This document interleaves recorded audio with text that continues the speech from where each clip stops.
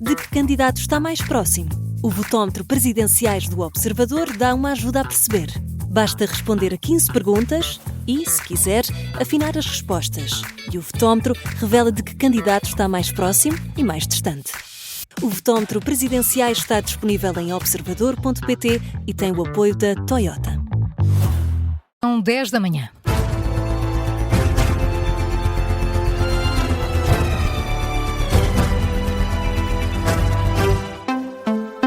Marta Temido acusa os Estados Unidos de pirataria e de abusarem da força. A eurodeputada do PS defende também que a União Europeia deve traçar uma linha vermelha perante o ataque à Venezuela para evitar que a tensão continue a escalar. Declarações de Marta Temido em entrevista à Rádio Observador. A eurodeputada do Partido Socialista pede que a União Europeia seja firme na resposta aos ataques dos Estados Unidos à Venezuela, sobretudo depois de Donald Trump voltar a admitir também anexar a Groenlândia, território que pertence à Dinamarca. Que nós, a União Europeia, temos que afirmar claramente é que não se trata de nenhuma legítima defesa, trata-se de uma utilização abusiva daquilo que é o uso da força e trata-se de pirataria, de autêntica pirataria, que nós temos que travar, porque coloca-se a questão de saber se não a travarmos agora, onde vamos travá-la, na Groenlândia, no Mar dos Açores, em que outros territórios. E isso é absolutamente insuportável, insustentável e coloca em crise tudo aquilo que são as regras nas quais nos habituámos a confiar. Declarações de Marta Temido à Rádio Observador. Continuamos a recolher reações. Agora, em direto neste jornal, está o eurodeputado do PSD, Sebastião Bugalho. Bom dia, Sebastião Bugalho. Obrigada por estar aqui também connosco. Esperava que a União Europeia pudesse ter outro tipo de atitude e traçado as tais linhas vermelhas que acabámos de ouvir em relação aos Estados Unidos. Bom dia, Carla. Bom dia. Igualmente, obrigada.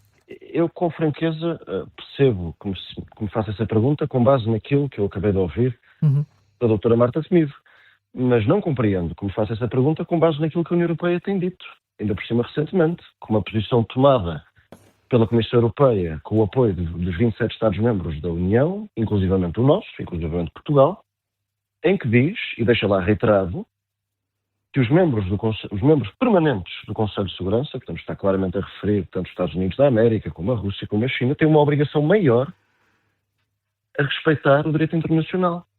E nesse mesmo comunicado, nessa mesma posição conjunta, a Comissão Europeia e os 27 Estados-membros da União, inclusivamente o nosso, reiteram que o futuro dos venezuelanos deve ser decidido pelos venezuelanos e apoiam uma transição democrática e pacífica. Portanto, eu sinceramente não entendo a sua pergunta. Não entendo a minha pergunta nem quando... Muito não bem. Entendo, não. Nem quando ouvimos o Presidente dos Estados Unidos... Não me leva a mal. Eu interpreto a sua pergunta com base naquilo que disse a Marta Temido. Com certeza. Com base naquilo que é a posição da Comissão. Deixe-me acrescentar então um outro dado e que tem a ver com as declarações recentes do Presidente dos Estados Unidos, que falou também numa possibilidade da Groenlândia ser um território apetecível para os Estados Unidos. Isso não o deixa apreensivo? Pois, mais uma vez, é o que eu estou a dizer. Não é por acaso que a Comissão Europeia e 27 Estados-membros da União Europeia, inclusivamente a Dinamarca e Portugal, publicaram ontem uma nota pública onde apelavam a que os membros permanentes do Conselho de Segurança, no qual, como sabe, se inclui os Estados Unidos, respeitassem o direito internacional. E não é por acaso que a Primeira-Ministra Mette Frederiksen ontem criticou duramente essas declarações, reafirmando a soberania do seu Estado. Portanto, a ideia de que a Europa está de braços cruzados e de cabeça baixa face às afirmações habitualmente invulgares do Presidente Trump, eu peço imensa desculpa, mas só é plausível e só é crível junto das pessoas que querem criticar as instituições europeias e junto das pessoas que, obviamente, têm um problema de oposição com o Presidente Trump. Eu percebo que elas o façam. Não é a realidade. Está a ver? Vê como uma ameaça essas declarações de Donald Trump? Uma ameaça não só ao direito internacional, mas à União Europeia? Repare que não é a primeira vez que a Comissão Europeia e que a Dinamarca têm que defender essas afirmações. Portanto, como é evidente, nós sendo um país europeu, estaremos ao lado da Dinamarca na defesa da sua soberania, como é evidente. Não, mas não passa pela cabeça de ninguém que não seja assim, percebe? Isso é que me deixa... essa percepção de que, de repente, o Sr. Trump diz e faz aquilo que entende e que não há uma reação. Desculpe, mas não tem sido assim nas últimas 24 horas. Então, deixe-me compreender melhor, Sebastião Bugalho. Não há um antes e um depois da intervenção militar que os Estados Unidos fizeram na Venezuela. Os Estados Unidos continuam a ser um aliado com quem a União Europeia pode contar, apesar do comunicado que aqui a recordou. Pronto. Repare, só 2 notas sobre isso. Obviamente que há um antes e depois daquilo que aconteceu na Venezuela. Nós não sabemos o que é que vai ser o depois, não é? Acho que isto é relativamente... uma posição relativamente moderada e sensata. Em relação às posições do Presidente Trump, eu obviamente sou crítico de muitas delas, e muitos dos líderes europeus e dos ministros dos estrangeiros europeus já foram críticos, já se demarcaram. Posso-lhe dizer, por exemplo, que...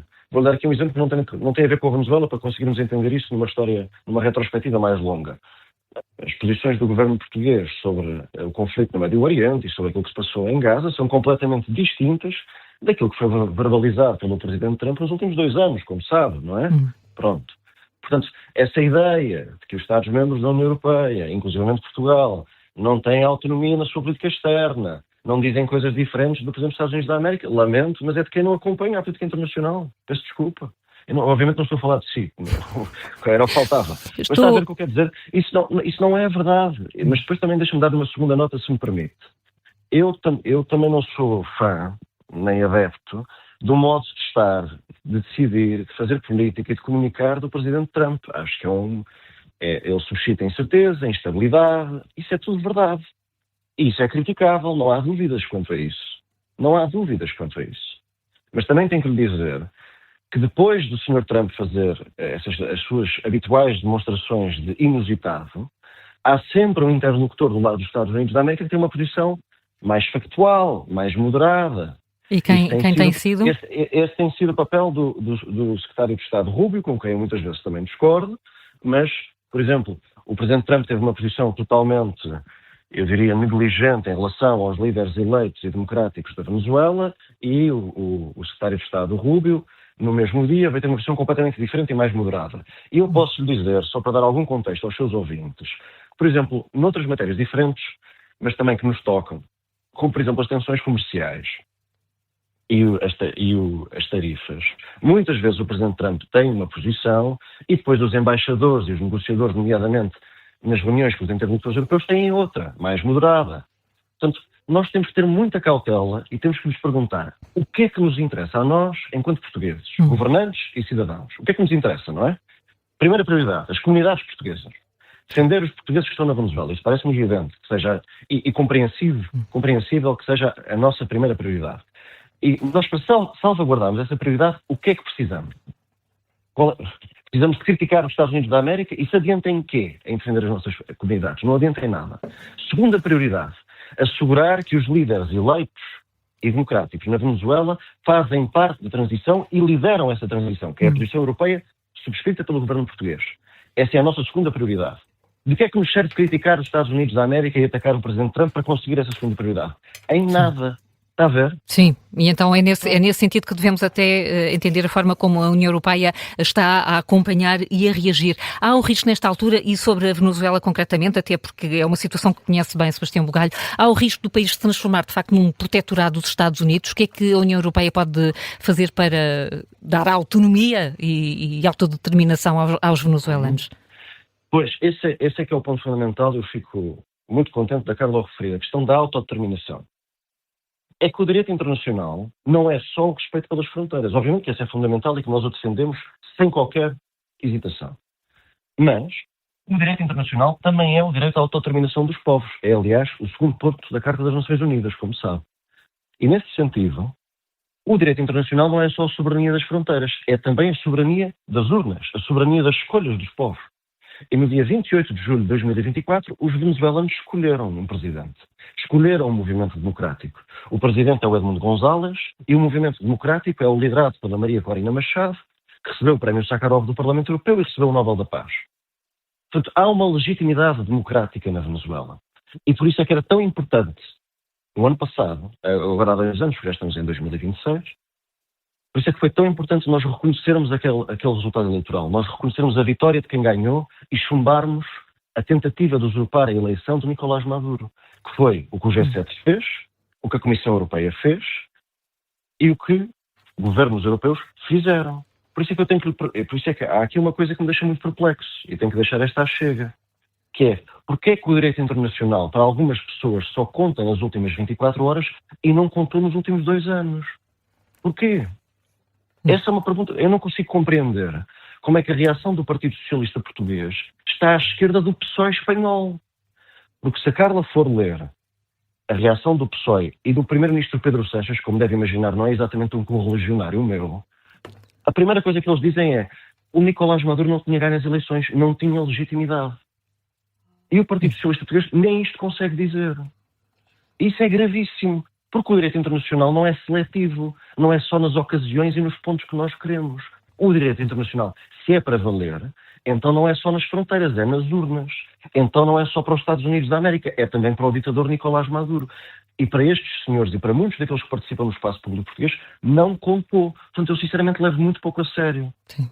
Sebastião Bugalho, muito obrigada. Muito obrigada por ter estado connosco e obrigada até por responder às perguntas que não percebeu, pelo menos os termos em que elas foram colocadas. Eu percebi as suas perguntas e percebo muito bem o grau de dissimulação de algumas afirmações que têm sido feitas por alguns agentes políticos portugueses. Lamento que haja um grande distanciamento da realidade da forma como estamos a abordar aquilo que está a passar na Venezuela. Ainda bem que ouvimos sobre esse assunto. Muito obrigada, Sebastião Bugalho, eurodeputado do PSD. Um bom dia e um bom ano.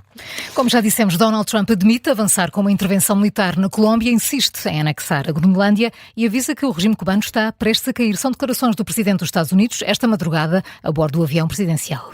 A hipótese de anexar a Groenlândia, território autónomo da Dinamarca, já tinha sido levantada por Trump, mas o ataque na Venezuela abre também portas a outras mudanças geopolíticas na América Latina. O Miguel Gato faz-nos agora um resumo do que disse o chefe de Estado norte-americano nas últimas horas. Donald Trump ameaça fazer uma operação militar semelhante à da Venezuela na Colômbia. Em declarações à imprensa, o presidente dos Estados Unidos diz que o chefe de Estado colombiano, Gustavo Petro, é um homem doente que contribui para a venda de droga para território norte-americano, algo que não vai acontecer por muito mais tempo. Trump vê com bons olhos uma intervenção militar norte-americana em Bogotá, mas os avisos da Casa Branca não ficam pela Colômbia. O presidente dos Estados Unidos diz também que o regime cubano é um dos próximos que pode cair, agora que fica sem financiamento da Venezuela após a queda do regime de Nicolás Maduro. Cuba is ready to fall. Cuba now has no income. They got all of their income from Venezuela. E como não há dúvidas sem três, Trump volta também a falar da Groenlândia para deixar uma mensagem que não podia ser mais clara. Os Estados Unidos precisam da Groenlândia por uma questão de segurança nacional, diz Donald Trump, isto porque o território tem estado rodeado por navios russos e chineses, uma situação, no entender do chefe de Estado norte-americano, inaceitável. As ameaças de Trump sobre a Groenlândia já levaram o primeiro-ministro da Groenlândia e a primeira-ministra da Dinamarca a pedir aos Estados Unidos para pararem com as ameaças. A bordo do avião presidencial, Trump frisa ainda que é a Casa Branca quem controla temporariamente a Venezuela, apesar de hoje Delcy Rodrigues assumir o cargo de presidente interina do país. E falamos agora da corrida a Belém. Estamos no segundo dia de campanha, sendo que as últimas horas ficam marcadas por críticas de André Ventura e João Coutinho de Figueiredo ao apelo ao voto útil feito por Luís Montenegro. Montenegro apela ao voto útil de socialistas e de liberais contra André Ventura e Gouveia Melo. As declarações foram feitas durante um almoço de campanha de Marcos Mendes. Ventura sugere que Luís Montenegro está com medo de um bom resultado da candidatura apoiada pelo Chega. Eu acho que o Primeiro-Ministro não devia ter entrado na campanha presidencial, acho que é um erro que cometeu, mas sobretudo mostra que está com medo de alguma coisa. E se está com medo de quem pode estar na segunda volta e se acha que tem receio de eu ir à segunda volta das eleições, é porque não está a fazer as coisas bem. André Ventura, ontem à noite em Silves, João Coutinho Figueiredo também critica as palavras de Luís Montenegro e promete mais espírito reformista.